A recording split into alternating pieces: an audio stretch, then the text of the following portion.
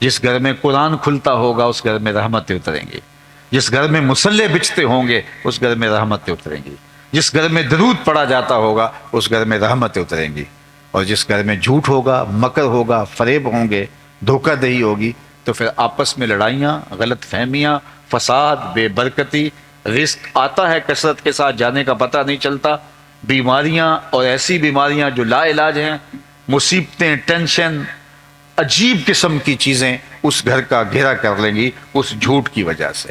تو آئیے میں اور آپ اپنی زندگی کو جو ہے وہ سچ کے ساتھ جوڑیں۔ ہمارے آقا و مولا حضور ختمی المرتبت صادق بھی تھے اور میرے حضور امین بھی تھے۔ امین ایسے کہ حضور کے گھر کا جب گھراؤ کیا ہوا ہے، ذرا دیکھو تو صحیح، کائنات میں کوئی ایسی کوئی مثال ہی نہیں ملتی۔ حضور کے گھر کا گھراؤ کیا ہجرت کی رات، کفار نے حضور کو شہید کرنے کا منصوبہ تیار کیا، سارے قبائل کے لوگ خنجر، بالے، برچیاں اور تلواریں لیے حضور کے گھر کا گھیراؤ کر رہے ہیں، اور اللہ کے محبوب حضرت علی کو اپنے بستر پہ لٹا کے کہتے ہیں علی تم میرے بستر پہ لیٹ جاؤ، صبح ان کی امانتیں دے کے واپس آنا۔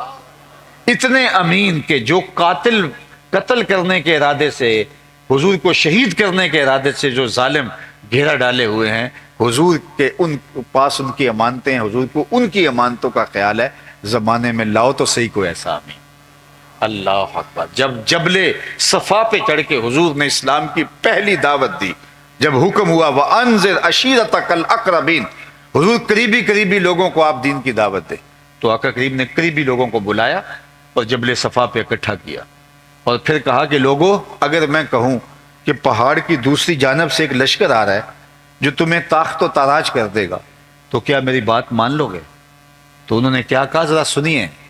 انہوں نے کہا ہم دیکھیں گے، اگر نظر آیا تو درست، اگر نظر نہ آیا تو ہم کہیں گے ہم اندھے ہو گئے ہیں، آپ سچے ہو۔ یہ تھی میرے رسول کی صداقت، یہ تھا میرے رسول کا سچ۔ آج یہ امت کیوں جھوٹ بول رہی ہے؟ قدم قدم پہ جھوٹ بول رہی ہے۔ حضور علیہ السلام سے پوچھا گیا، بلکہ ایک دن خود حضور نے پوچھا الا انبئکم باکبر الکبائر، میں تمہیں بڑے بڑے گناہوں کی خبر نہ دوں؟ یعنی کبیرہ گناہوں میں بھی جو اکبر الکبائر ہیں ان کی خبر نہ دوں؟ تو صحابہ نے کہا بلا کیوں نہیں حضور، ارشاد فرمائیے۔ فرمایا الاشراک باللہ، سب سے بڑا گناہ اللہ کے ساتھ کسی کو شریک ٹھہرانا ہے، یہ سب سے بڑا گناہ جس کی معافی نہیں ہے، الا یہ کہ کوئی جو ہے وہ ایمان لائے اور اسلام میں داخل ہو۔ دوسری بات فرمایا وعقوق الوالدین، والدین کو اذیت دینا، تنگ کرنا، والدین کی نافرمانی کرنا، یہ شرک کے بعد سب سے بڑا گناہ ہے۔ یہ دو گناہ بیان کرنے کے بعد فجلس وکان متکئا، حضور ٹیک لگائے بیٹھے تھے تو حضور نے ٹیک چھوڑ دی اور آگے ہو کے بیٹھ گئے، تیسرے مضمون کی اہمیت کو اجاگر کرنے کے لیے۔ اور پھر حضور نے فرمایا الا وقول الزور، سن لو تیسرا بڑا گناہ جھوٹ بولنا ہے۔ الا وقول الزور، سن لو تیسرا گناہ جھوٹ بولنا ہے۔ الا وقول الزور، سن لو تیسرا گناہ جھوٹ بولنا ہے۔ صحابہ فرماتے ہیں حضور بار بار فرمائے جا رہے تھے اور ہم آرزو کرے لیتہ سکتا، کاش حضور سکوت اختیار فرما لیں، ہم سمجھ گئے جو حضور بتانا چاہ رہے ہیں۔ حضور نے پہلے ٹیک چھوڑی، پھر حضور اس قدر بار بیان فرما رہے تھے کہ ہمیں حضور کی مشقت کی وجہ سے بار بار یہ خیال آتا تھا کہ حضور اگر سکوت اختیار کریں تو جو حضور فرمانا چاہ رہے ہیں حضور ہم سمجھ گئے، لیکن اللہ کے محبوب علیہ السلام جھوٹ کی مذمت اس انداز سے کر رہے تھے، پہلے ٹیک چھوڑی اور پھر بار فرمائے جا رہے تھے لوگوں جھوٹ بولنا، لوگوں جھوٹ بولنا، لوگوں جھوٹ بولنا، یہ اللہ کے نزدیک بڑے گناہوں میں سے بڑا گناہ ہے۔ مجھے یہ بتائیے کہ یہ امت کیوں جھوٹ بولتی ہے؟ اس کی زندگی میں کہاں سے جھوٹ در آیا؟ یہ سچے نبی کی غلام ہو کر کے جھوٹ کو شعار کیوں بنا بیٹھی؟ اور میں آپ کو کہتا ہوں کہ آج ہم جلسے سننے کا چسکا تو رکھتے ہیں، ہم خطاب سننے کی لذت تو پاتے ہیں، لیکن ہم خطاب پسند ہو گئے ہیں، گفتگو پر، خطاب پر، تقریر پر، واعظ پر ہم عمل کے عادی نہیں رہے۔ تو یہ پھر ساری زندگی سنتے رہیں کیا فرق پڑتا ہے؟ اور اگر ہم عمل کریں ہمارا معاشرہ آج ہی تبدیل ہوگا۔ میں آپ سے کہتا ہوں یہ جتنے لوگ میرے سامنے بیٹھے ہیں، یہ مجھے اندازہ نہیں ہے کہ خانے وال سٹی کی آبادی کتنی ہے، فرض کرو 10 لاکھ آبادی ہو تو یہ اگر 5,000 6,000 3,000 10,000 بھی اگر لگا لیں، فرض کرو باہر بھی ہوں یا خواتین بھی ہوں، تو اگر 10 لاکھ آبادی ہے اور یہ 10,000 ہیں تو نہیں، لیکن چلو 10,000 ہی لگا لے کر بڑا کھلا مارجن دے دیتے ہیں، تو پھر بھی یہ 1% ہیں، 99 لوگ نہیں ہیں، ایک آدمی ہے، یعنی 9,90,000 لوگ میرے سامنے نہیں ہیں، صرف 10,000 لوگ ہیں، اور صرف یہ 10,000 لوگ یہاں سے عزم کر کے اٹھیں کہ آج کے بعد جھوٹ نہیں بولیں گے، کل سے ہی دیکھ لینا آپ کا شہر بدلا بدلا دکھائی دے گا، صرف اتنے لوگ، اور اگر سارے بدل جائیں کہ نہیں ہم نے سچ بولنا ہے، پھر آسمان سے برکتیں اتریں گی۔ یہ جو ہم رونا روتے ہیں نا کہ یہ برے حکمران آ گئے، یہ آئے دن آفتیں آتی ہیں، یہ ہمارے اعمال کی سزا ہے۔ اللہ تعالیٰ نے قرآن مجید میں ارشاد فرمایا وہ اس بات پہ قادر ہے کہ تمہارے اوپر سے عذاب نازل کرے، تمہارے نیچے سے عذاب نازل کرے۔ تو علماء نے کہا اوپر کا عذاب یہ ہے کہ پتھر برسیں، نیچے کا عذاب یہ ہے زلزلے آئیں، لیکن حضرت عبداللہ ابن عباس رضی اللہ تعالیٰ عنہ فرماتے ہیں نہیں، اوپر کا عذاب یہ ہے حکمران نااہل ہوں، اور نیچے کا عذاب یہ ہے اولاد نافرمان۔ یہ اوپر نیچے کا عذاب ہے، آج یہ قوم اوپر نیچے کے عذاب میں جکڑی ہے۔ اور ایک قول حکمران نااہل ہوں اور آپ کے جو ماتحت ہیں وہ خائن ہیں، وہ خیانت کرنے والے ہوں۔ تو یہ ہماری بدعمالیوں کی سزا کے طور کے اوپر، ہمارے جھوٹ کی سزا کے طور کے اوپر، جب ہم جھوٹے ہوں گے تو پھر اعمالکم امالکم، تمہارے اعمال بھی تمہارے امال بنیں گے، تو پھر ہم جھوٹے ہوں گے تو پھر بدترین جھوٹا ترین آدمی اوپر ہوگا، اگر ہم سچے ہوں گے پھر سچا ترین آدمی اوپر ہوگا۔ حجاج بن یوسف وہ ظالم شخص ہے کہ حضرت حسن بصری نے کہا تھا پچھلی امتوں کے لوگ اپنے سارے ظالم لے آئیں اور ایک پلڑے میں رکھ دیں، دوسرے پلڑے میں ہم حجاج بن یوسف کو رکھ دیں تو یہ پلڑا پھر بھی بھاری ہوگا۔ 70,000 لوگ اس نے اپنے ہاتھ سے قتل کیے تھے، 90,000 لوگ اس کے حکم سے کٹے تھے، اتنا بڑا ظالم اس امت کا۔ تو کسی نے اس سے بات کر لی، کہا تو حضرت عمر کا زمانہ دیکھا ہے، اگرچہ تو اس وقت بچہ تھا، تو ان جیسا انداز حکمرانی کیوں اختیار نہیں کرتا، اتنا ظالمانہ رویہ کیوں اختیار کیا ہوا ہے؟ تو حجاج نے 2 لفظی جواب دیا، سنیے۔ اس نے کہا تبازروا اتعمر لکم، تم ابو ذر بن جاؤ میں عمر بن جاتا ہوں، تبازروا وتعمروا لکم، تم ابو ذر بن جاؤ میں عمر بن جاتا ہوں۔ جب رعایا ابو ذر غفاری جیسی ہوتی ہے تو حکمران عمر جیسے ہوتے ہیں۔ تو آج جو ہم دیکھ رہے ہیں، جو سینیریو ہمارے سامنے ہے، یہ ہماری بدعمالیوں کی سزا ہے۔ آج مجھے دوست بتا رہا تھا کہ OIC کا اجلاس ہونے جا رہا ہے، تو میں نے اس کو یہی کہا ہے کہ OIC کے اجلاس میں کیا ہوگا کہ پورے زور سے مذمت کریں گے اسرائیل کی اور بات ختم ہو جائے گی، وہ ہمارے بچے ذبح کر دیں اور ہم 56-57 اسلامی ملک جو ہیں وہ صرف مذمت کرنے پہ ہی اتفاق کریں۔ اسرائیل میں یہودیوں کی تعداد اتنی نہیں ہے جتنی مسلم ممالک میں فوج کی تعداد ہے۔ 80 لاکھ کے قریب مسلم ممالک کی فوج بنتی ہے، اور اسرائیل میں 80 لاکھ یہودی نہیں ہیں، اور ہمارے بچے دن دہاڑے ذبح کرتے ہیں اور ہم کھلی آنکھوں سے دیکھتے ہیں، اور سوائے مذمت کے ہمارے پاس کوئی لفظ نہیں ہے۔ یہ ہم کہتے ہیں یہ حکمران برے ہیں، میاں یہ حکمران ہمارے اعمال کی جزا ہے، ہمارے اعمال کا صلہ ہے، ہمارے اعمال کی سزا ہے جو ہم بھگت رہے ہیں، اور یہ ہوتا رہے گا۔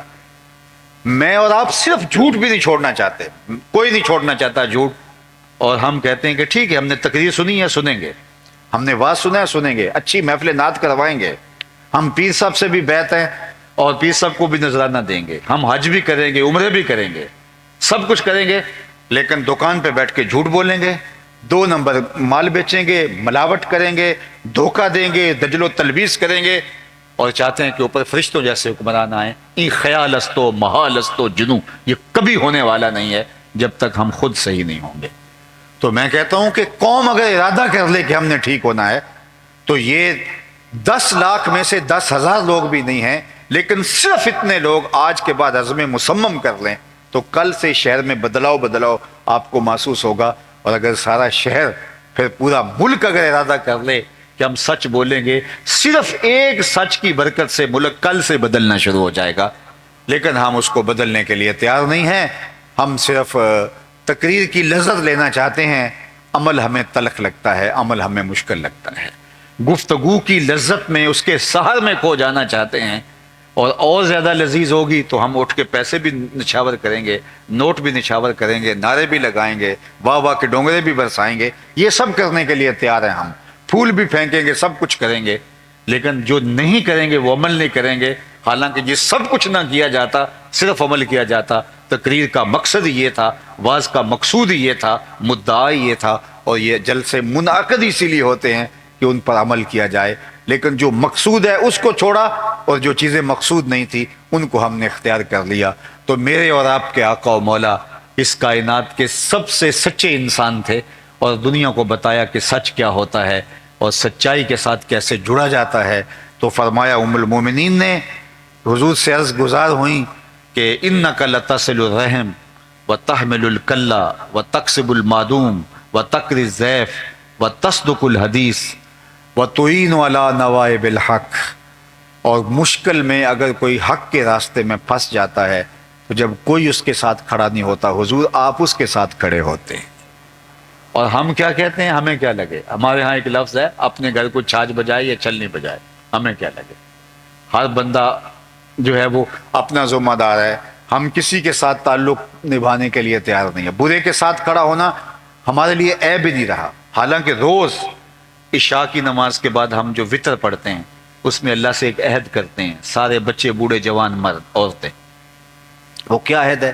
وَنَخْلَعُ وَنَتْرُكُ مَن يَفْجُرُكَ. اے اللہ جو تیرے حکموں کا باغی ہوگا ہمارا اس سے کوئی تعلق نہیں ہوگا. وَنَخْلَعُ وَنَتْرُكُ. ہم چھوڑ دیں گے اس شخص کو جو تیرے حکموں کو توڑتا ہوگا، تیرے قانون کی بغاوت کرتا ہوگا، ہمارا اس سے کوئی تعلق نہیں. لیکن یہ ہم صرف زبان سے کہتے ہیں، ہمارا عمل اس کی مطابقت میں نہیں ہے. تو عالی مرتبت سامعین، مجھے اور آپ کو حضور کی سیرت کے دائرے میں اپنی زندگی گزارنی ہے. اور یہ محبت کی علامت ہے کہ حضور کے بتائے ہوئے طریقے کے مطابق محبت کا ثبوت. میں ان جھنڈیوں کا مخالف نہیں ہوں، یہ ضرور آپ گلیوں میں لگائیں، لیکن صرف گلیوں میں نہ لگائیں، حضور کے نام کی جھنڈی دل کے ایک ایک پرت پہ بھی لگائیں. صرف بنیروں پہ ہی چراغاں نہ کریں، بلکہ کوئی دیا لے کے دل کی اندھیر نگری میں بھی آئیں. یہاں بھی بہت اندھیرا ہے، یہاں بھی کوئی دیا روشن کریں. صرف گلیوں کو صاف نہ کریں کہ یہاں سے جلوس نے گزرنا ہے، کوئی جھاڑو لے کے دل کی گلیوں میں بھی آئیں. یہاں حسد کے، حقد کے، بغض کے، کینے کے، نفرتوں کے ڈھیر پڑے ہوئے ہیں، اور کوئی جھاڑو لے کے دل نگر کو بھی صاف کریں. جب دل کی گلیاں صاف ہو جائیں گی تو آپ نگاہ جھکائیں گے، مدینے کی گلی دکھائی دے گی. ہم نے صرف جو ہے وہ اپنے ظاہر کو، پیکنگ کو زور دیا، لیکن جو اندر تھا وہ میاں صاحب نے لکھا ہے کہ شیشے اتے کٹا جمیا کنداں چاڑی جاندے. شیشے اتے کٹا جمیا کنداں چاڑی جاندے، جلداں نوے سانب کے رکھ دے ورکے پھاڑی جاندے. تو پیکنگ پہ زور نہیں بلکہ اس کے جو اندر ہے اس پہ زور دینا ہے اور اپنے اندر کو بدلنا ہے. اللہ ہمیں حضور کی سیرت پر عمل پیرا ہونے کی توفیق نصیب فرمائے. اپنی خاص عنایتیں ہم سب کا مقسوم کریں. 2 نومبر کو بفضل ہی تعالی گجرانوالہ مرکز کے اندر سالانہ مصطفیٰ اجتماع ہے. میں خود آپ کو اس کی دعوت پیش کرتا ہوں. عالی مرتبت علماء، مہمانان گرامی اور جتنے بھی احباب تشریف لائیں، ہماری آنکھیں اس دن آپ کے لیے فرشیرہ ہوں گی. وآخر دعوانا